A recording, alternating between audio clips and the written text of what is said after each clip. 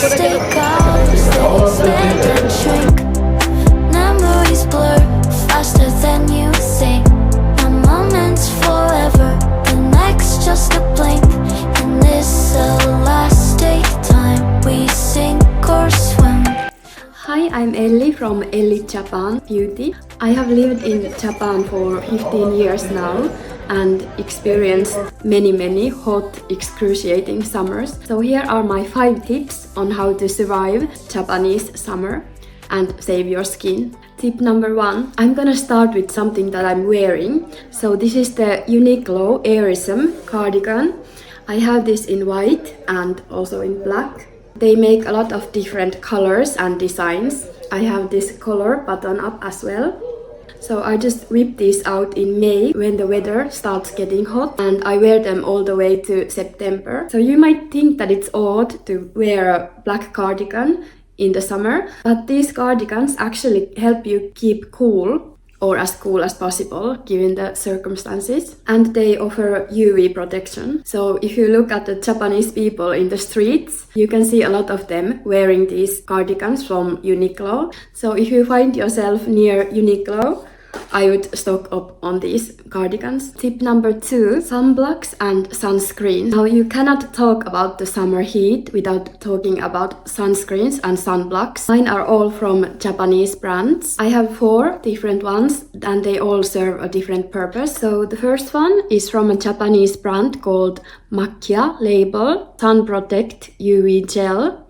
And it's a physical sunscreen, aka sunblock. So it physically blocks the UV rays by forming a barrier on the skin. This is really lightweight and it goes great under makeup. So it just disappears right to the skin. I would say it's quite moisturizing, so you can use it as a moisturizer as well. I like using this for my face and also neck. They actually call this a serum UV gel in their homepage. It has a lot of natural skincare ingredients, plant, root and seed extract. This has no fragrance or harsh chemicals, so it can be used to sensitive skin. This is actually the only SPF that doesn't cause irritation on my face. It's comfortable to wear the whole day. And from the same brand, I wear clear Esthe Whale foundation. This is also a physical sunscreen, so a sunblock. And it has 62% serum ingredients, so they call it serum foundation.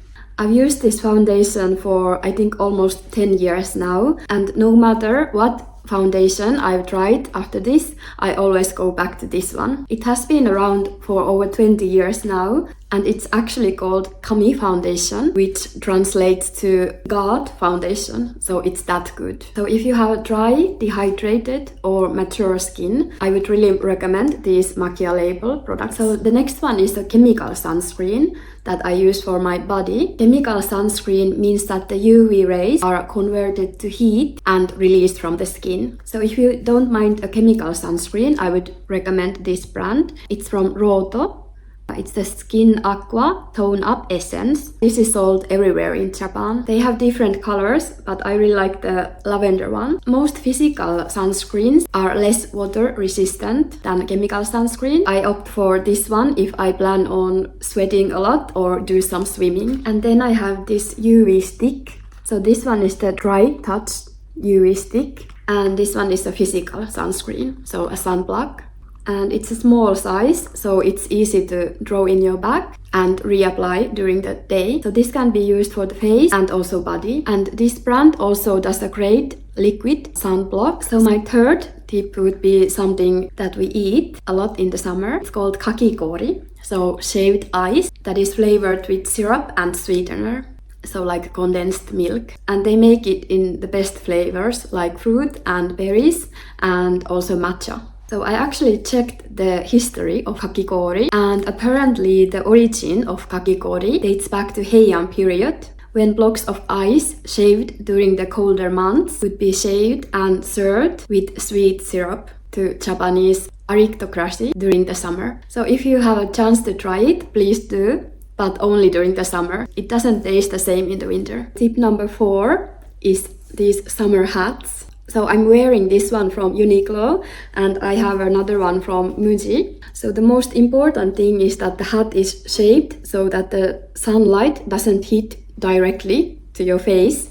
And you might think that it's not fun to have a big black hat on top of your head during the hot summer, but it actually helps you keep cool because the sunlight doesn't hit directly to your face. Also great to protect the skin on your face from the UV rays. I always bring a hat with me during the summer months. And number 5, so this one is a pretty obvious one, but I had to include it. So staying out of direct sunlight. Many Japanese women, and actually men as well, even some of the salarymen, like using a sun umbrella to protect them from the direct sunlight during the summer. But personally, I find them a bit hard to carry. So what I would do instead is maybe cross the street to the opposite side of the road where there may be more shadow due to the tall buildings. So this is true especially in Tokyo and places where there are high-rise buildings. So you can always find some shadow if you stick close to the buildings. And maybe instead of spending my weekends outdoors, I might opt for an indoor mall during the hottest summer days. There is actually a lot of indoor activities as well in Japan. So if you have your mind set on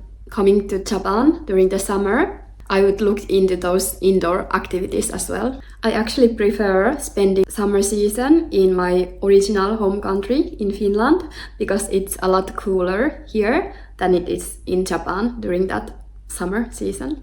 So I'll be back in Japan after the summer ends. So this concludes my 5 tips on how to survive Japanese summer. Please leave a like and subscribe if you would like to see more of these videos. Thank you for watching and I'll see you next time.